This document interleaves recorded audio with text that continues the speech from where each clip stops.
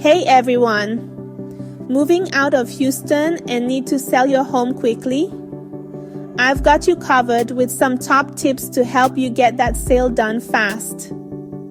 First things first, find a great local real estate agent. A knowledgeable agent knows the Houston market inside out and can price your home competitively.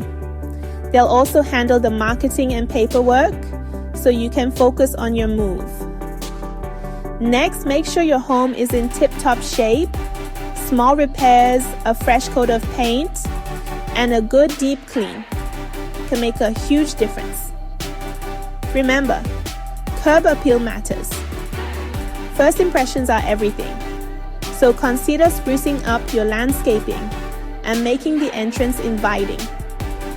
Staging your home is another game changer. You want potential buyers to envision themselves living there. Declutter, depersonalize, and arrange furniture to highlight your home's best features. If staging isn't your thing, hire a professional. It's worth the investment.